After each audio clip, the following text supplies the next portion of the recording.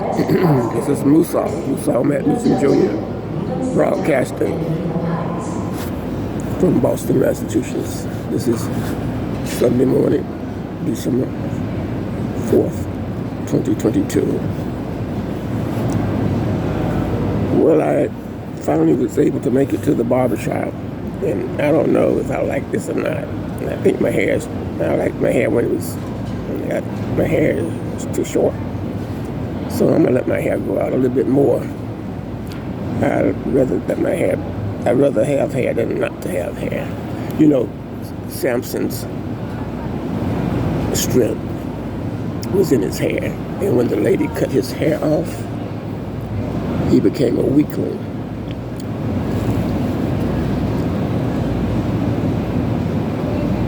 Here I am, sitting, trying to go into my mind and making observations just to give a broadcast. Right now, South Station I can count the amount of people, maybe about 20 people are sitting or walking around in South Station at this very moment. And I found a little place over by one of the concession stands, and I'm sitting alone. But at any moment, someone may join me, and if they do, then I will cease to broadcast. I'm very shy. There's a lady. I see her. She said every morning she's carrying a blanket.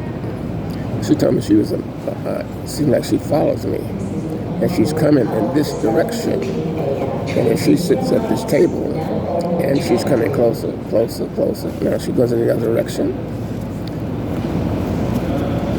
Oh, well, there's a lady that I think she lives here, a homeless lady. She lives here in the South Station.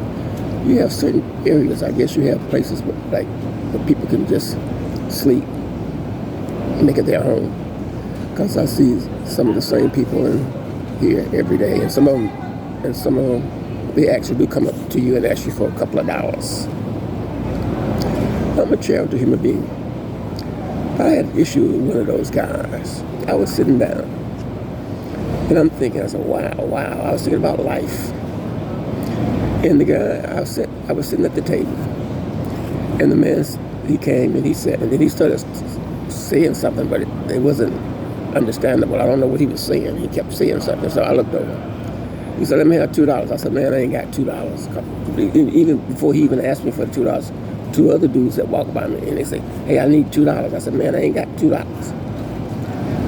And it bothered me that I was not able or unwilling to give the man $2. No, it bothered me because when I told him that I didn't have the $2, and what he should have done was say, okay, and go on.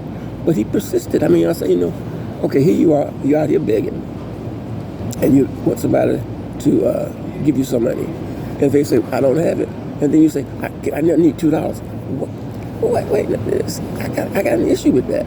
Just like, okay, here I am trying to, just to give you another concept, here I am trying to install my corporate idea, MUSAU Corner Consulting International. Okay, I was the people at the Start Engine investors. Okay, they treated me badly, so I said no. I just walk away. But now there's another investor who's interested in my concept. So the thing is, what that beggar should have done is when I said to him, I don't have the $2, he could have just gone and found somebody else in South Station and asked them for the $2 rather than trying to start a conflict with me. So I think life has a lot to do with diplomacy. Okay, I say if you're begging, that's a sense of diplomacy. If you're trying to raise, okay, like me, I'm trying to raise money for my corporation. So these sodomites decided to mistreat me. But what would happen? Another investor, I opened up my email, now another investor wants to talk to me. So the thing is, that's how life is. if you can't get what you want from one thing, one person, or one entity, well, you should continue to another entity. Don't spend all your time on something that you know you're not going to get. And that's what bothered me about the man who persisted. When I said to him, I said, man, I don't have the $2. And he persisted. And, I had to, get loud. I said, look, man, I don't have the $2. Will you find somebody else to get your $2 from? And he's persisted. He said, stop. I said, stop talking so loud. I said, man, I was sitting here, and you came up to me, and you begging me for the $2. Why don't you go? I told you I don't have the $2. Since I don't have the $2, what you should do is just go find somebody else who may have the $2, and you just may get the $2 that you need. Whew. I just had to make that statement. See, the thing is, as I said, my broadcasts are instantaneous. And things that happen, the things that I say on my broadcast, are things that just come to mind, and they're recorded on camera. And then I use this as a way of making my listening, what do you call it? My listening audience, creating my audience. Now, there's another thing that came to me this morning, which I would like to discuss, and it is quite relative, or it's relevant. It's relevant to my basic topic, MUSAU Corner and Revelations. It's the 10 Commandments. I considered something, and I checked myself. It said, there are 10 commandments, and one of those commandments is, thou shalt not covet. In other words, you shall not covet that belongs to someone else. And I saw myself, and I thought about myself. I know a man here in Boston who knows nothing about a computer, and he runs around with his computer. And I'm saying, look at that man. That's a nice computer that man has. And I said, wow, he doesn't even know how to even use a computer. And I'm looking at him back and forth with the computer, no knowledge of the computer. And I'm saying, wow, I could use that computer. I said, wow. Then I caught myself.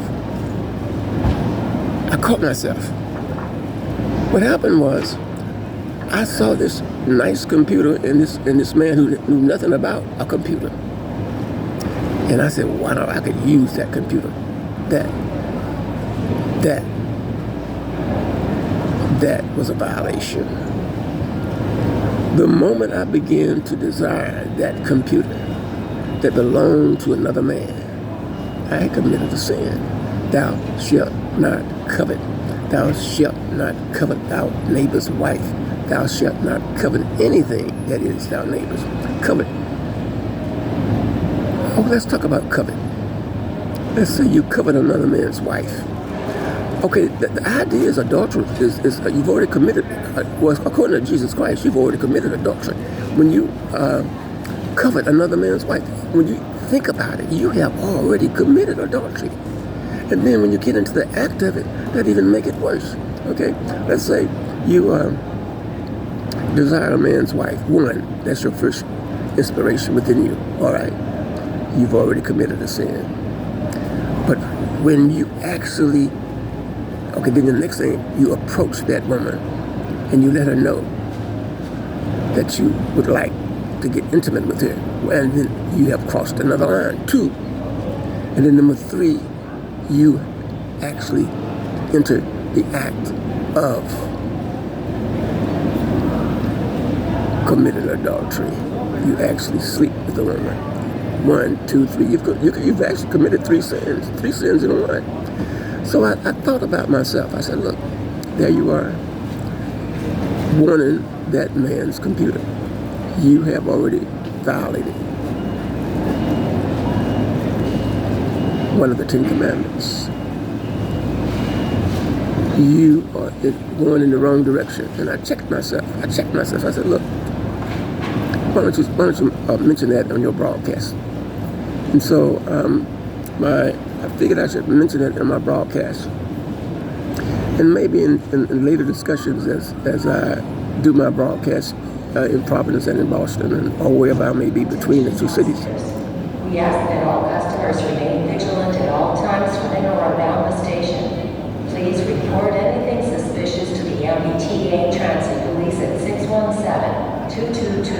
1212. Remember, if you see something, say something. Thank you and have a great day. Okay, I'll be tuning out my broadcast, and since I'm in a motivational mood, so when I get to Providence, I may do another broadcast. So the thing is, I don't know, depending on what type of things that I have to do when I get to Providence. But I sort of feel that you may hear from me again today. Okay, this is MUSAU, Matt Meacham Jr., broadcasting December 4th, Sunday, 7:25 a.m., Boston, Massachusetts, USA. MUSAU, check-in out.